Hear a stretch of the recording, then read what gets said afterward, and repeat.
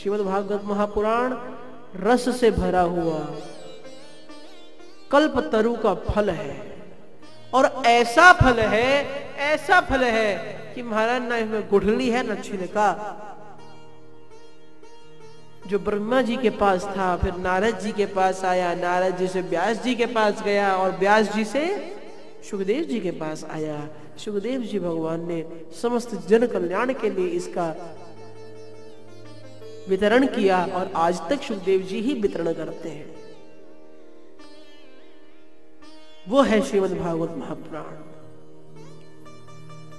इसमें प्रथम श्लोक को वेद व्यास जी का मंगलाचरण माना गया, क्योंकि वेद व्यास जी महाराज ही निरूपण करते हैं सत्यम परम धीमहि, वेदांत तत्व की इसमें झलक दिखती है, इसलिए आचार्य चरणों ने इसको व्यास जी का मंगलाचरण माना गया। दूसरे मंगलाचरण में महामुनि कृत ये शब्द आया है, ऐसा प्रयोग श्री सुखदेव जी महाराज अपने पिता श्री वेद व्यास जी के लिए कर रहे हैं, इसलिए दूसरा वाला मंगलाचरण सुखदेव जी महाराज का है। और तीसरा श्लोक सूत जी महाराज का मंगलाचरण है। सूत जी महाराज जो कि सुखदेव जी के शिष्य हैं, लिख रहे हैं शुक मुखाद मत द्रव संयुतम, सुखदेव जी के मुख से निकली हुई मिठास से जो भरा हुआ है, ये शब्द सूत जी महाराज के हैं। आइए श्रीमद् भागवत महापुराण के प्रथम श्लोक के दर्शन करें।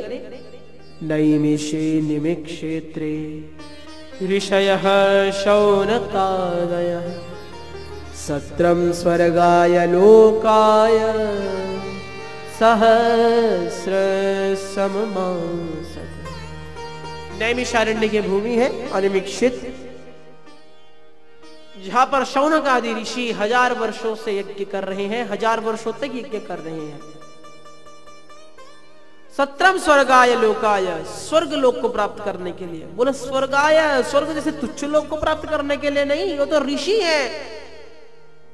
ऋषियों का तो परमानेंट लाइसेंस रहता है, माना स्वर्ग में कभी भी जा सकते हैं, और खुद चाहे तो खुद सृष्टि दोबारा स्वर्ग की सृष्टि करते। विश्वामित्र जी महाराज नूतन सृष्टि करता, गायत्री शापी मोचन में आता है हमारा नूतन सृष्टि करता विश्वामित्र ऋषि। विश्वामित्र ऋषि कौन से है? तो बोले नूतन सृष्टि करता, जिन्होंने अपने शिष्य के लिए नई सृष्टि रचा दी। ऐसे हमारे विश्वामित्र जी महाराज तो बोले स्वर्ग लोक को प्राप्त नहीं करना चाहते हैं, तो क्या यहां पर थोड़ा अर्थ लगाना पड़ेगा। कैसे? बोले स्वर्गाय अलग अलग कर दो, स्वर अलग और गाय अलग। स्व माने स्वर्ग। आप अमरकोश का स्वर वर्ग देखेंगे तो उसमें पहले ही आता है स्वर वर्ग हमें। स्व माने स्वर्ग, तो स्व अर्थात स्वर्गे अपि गाय यस्य लोकस्य गुणानुवादानां गानम भवति सह स्वर्गाय लोकः। वैकुंठ साकेत आदि स्वर्ग मतलब वह लोक नहीं, देवताओं का लोक नहीं। स्वर्ग मतलब वो जिस लोक में, स्वर्ग में भी जिस लोक के गुणगानों को गाया जाए वो स्वर्ग लोक, वो है स्वर्ग लोक महाराज। स्वर्ग उस लोक को कहा जाता है जहां पर वैकुंठ साकेत आदि के गुणों को गाया जाए। तो ऋषि मुनि उस लोक को प्राप्त करने की कामना से 1000 वर्षों से यज्ञ कर रहे हैं, स्वर्ग जैसे तुच्छ लोक को प्राप्त करने के लिए नहीं। यहां पर 6 प्रश्न पूछे हैं श्री शौनक जी महाराज ने सूत जी से। प्रश्न किया, किम श्रेयः शास्त्र सारः कः स्वावतार प्रयोजनम किम कर्म केवताराश्च धर्मः कम शरणं गतः। ये तो एक श्लोक में 6 शब्दों को 6 प्रश्नों को पिरोया है। 6 प्रश्न है। पुंसामेकान्ततः श्रेयस्तन्नः संशितुमर्हति अतः साधोत्र यत्सारं समुद्धृत्य मनीषया तन्नः शुश्रूषमाणायामर्हस्यङ्गानुवर्णितुं को वा भगवतस्तस्य पुण्यश्लोकेड्य कर्मणः लीला विद्धतस्वैरमीश्वरस्यात्ममायया स्वाम काष्ठा मधुनोपेते धर्मः कम शरणं गतः। ये 6 प्रश्न पूछे। किम श्रेय, श्रेय क्या है, शास्त्रों का सार क्या है, भगवान अवतार क्यों लेते हैं, किम कर्म, जीव मात्र का कर्म क्या है, के अवताराश्च, भगवान के अवतार कितने हैं, और धर्म कम शरणं गतः, धर्म भगवान के जानने के बाद किसकी शरण में गया है। इन 6 प्रश्नों का उत्तर श्री सूत जी महाराज ने श्रीमद् भागवत महापुराण के माध्यम से दिया। सूत जी महाराज मंगलाचरण में श्रीमद् भागवत महापुराण का भी ध्यान करते हैं, पूज्य गुरुदेव श्री सुखदेव जी महाराज का भी ध्यान करते हैं। तत्पश्चात सर्वप्रथम यहाँ पर सूत जी ने प्रथम स्कंद के 3 अध्याय में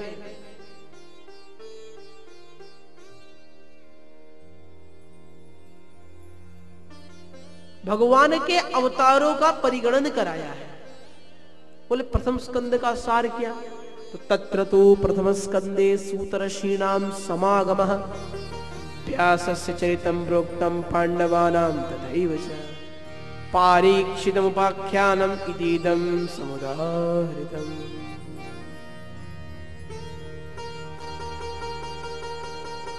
भगवान के अवतारों का परिगणन किया, और इसमें जो मैंने श्लोक बोला ये पांडुलिपि के श्लोक हैं, जिसमें 12 श्लोकों में 12 स्कंदों का सार छुपा है। प्रथम स्कंद में भगवान के अवतारों का वर्णन, सूत सौनक संवाद, पांडवों का चरित्र एवं परीक्षित जी के आवागमन की कथा है, और यही कथा प्रथम स्कंद में वर्णित है। भगवान के अवतारों का वर्णन कराते हुए कहते हैं, सैव प्रथमं देवः कौमारं सर्गमास्थितः चचार दुश्चरं ब्रह्मा ब्रह्मचर्यम् अखंडितं द्वितीयं तु भवायास्य रसातलगतां महीम् उत्थरिष्यन्युपादत्तः यज्ञेशः सौकरं वपुः तृतीयं ऋषिसर्गञ्च देवर्षित्वमुपेत्तसः तन्त्रं सात्वतमाचष्ट नैष्कर्म्यं कर्मणां यतः तुर्ये धर्मकला सर्गे नरनारायणाभृषि भूत्वात्मोपशमोपेत मकरो दुश्चरं तपः। पंचमः कपिलो नाम सिद्धेश काल विप्लुतं प्रोवाचा सुरये सांख्यं तत्त्वग्राम विधिर्नयम्। षष्ठे अत्रेरपत्तत्वं व्रतः प्राप्तानुसूयया आन्वीक्षिकी मिलर्काया प्रह्लादादिभ्य ऊचिवा। ततः सप्तम आकूत्यां रुचेर्यज्ञोऽभ्यजायत सयामाद्यै सुरगणै रपात् स्वयंभुवान्तरम्। भगवान के 12 अवतार, 24 अवतार यहाँ पर गिनाए गए हैं, वैसे 22 अवतार इस अध्याय में गिनाए गए हैं। एक हंसावतार जिसकी कथा श्रीमद् भागवत महापुराण में आती है 11 स्कंध में, और एक हयग्रीव अवतार जिसकी कथा श्रीदेव भागवत महापुराण में आती है, उसकी चर्चा, उसका परिगणन यहाँ पर नहीं किया गया है। भगवान के 24 अवतार है, सनत कुमार, वराह, देवर्षि नारद, नर नारायण, कपिल मुनि, दत्तात्रेय, यज्ञ नारायण, पृथु भगवान, ऋषभदेव, कच्छपावतार, मत्स्यावतार, मोहिनी अवतार, नरसिंहावतार, वामनावतार, परशुरामावतार, वेदव्यासावतार, श्री रामावतार, बलरामावतार, श्री कृष्णावतार, बुद्धावतार, कल्क्यावतार, हंसावतार, हयग्रीवावतार। ये भगवान के 24 अवतार हैं। इनका परिगणन कराया। फिर हमारे सूत जी बताते हैं कि इन श्रीमद् भागवत महापुराण के रचयिता श्री वेदव्यास जी, और इन वेदव्यास जी ने सर्वप्रथम प्रथम वेद जिसे ऋग्वेद कहा जाता है उसे 4 खंडों में डिवाइड किया, डिवाइड इनटू 4। बोले कि वेदव्यास जी कौन से? महाराज ये कैसा प्रश्न है, वेदव्यास कौन? तो बोले हाँ, वेदव्यास एक पद है, विस्तरतीति व्यासः, जो विस्तार करे उसे व्यास कहते हैं। वेदव्यास जी तो पद है, जिस प्रकार इंद्र एक पद है उस प्रकार वेदव्यास जी भी पद है। देवी भागवत महापुराण के दर्शन आप करेंगे तो उसमें बताया गया कि हर मनवंतर के एक मनु, एक इंद्र और एक व्यास होते हैं। जैसे इस मनवंतर के मनु है वैवस्वत मनु, वैवस्वत मनवंतर है, संकल्प लेते हैं। अष्टाविंशतित में कलयुग, कलयुग कौन सा चल रहा है? बोले 28वां कलयुग चल रहा है हमारा, 27 गए। कली प्रथम चरण है, अभी तो प्रथम चरण है।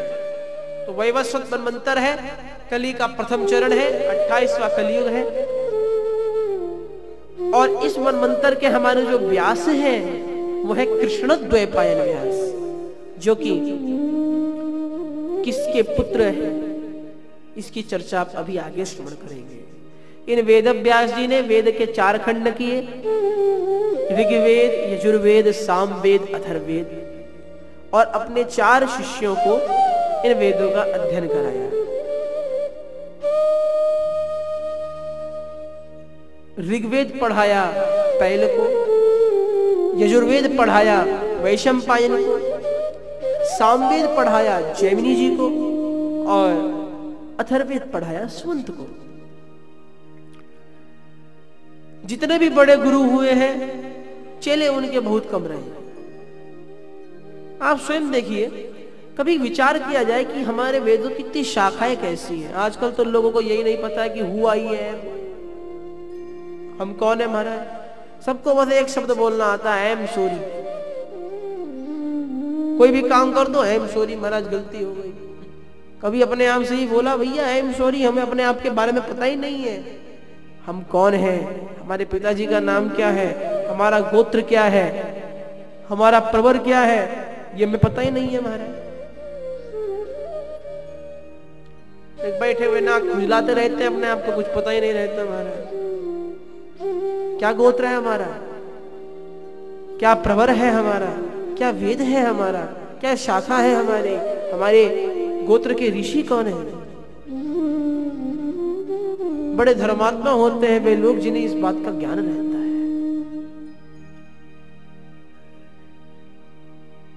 तो शाखाओं का निर्माण कैसे हुआ?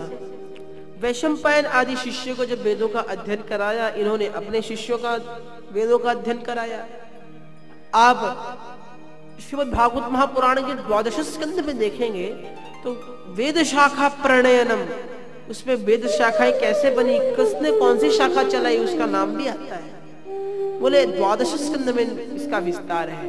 शाखा कैसे बनी? वेद का पहले लिखा तो जाता नहीं था, हमारा श्रुति परंपरा थी, श्रवण कर कर ही सारा काम चलाया जाता था। अभी तो लिपि परंपरा आई है, पहले तो श्रुति परंपरा ही दैदीप्यमान थी। तो 5 शिष्यों को आपने एक वेद पढ़ा दिया। अब पांचों ने 5 ढंग से वेद पढ़ा और अपने शिष्यों को आगे सुना दिया। 5 के 10 चेले तो 5 10 यानी 50 चेले, 50 ने अलग ढंग से सुना और अलग ढंग से पढ़ा। तो उसी सबको नियंत्रित करने के लिए एक लिपि परंपरा बनाई गई, ताकि वेद ऐसे तो न जाने महाराज, वेदों की न जाने जो अबला वेद पढ़ता उसकी अलग शाखा बन जाती महाराज। तो झगड़े में करके अलग अनर्थ बोलकर भी अनर्थों की शाखा बन जाती महाराज। तो हर किसी की शाखा अलग अलग ना बने, इसलिए लिपि परंपरा आई। ऐसी शाखाओं का निर्माण हुआ।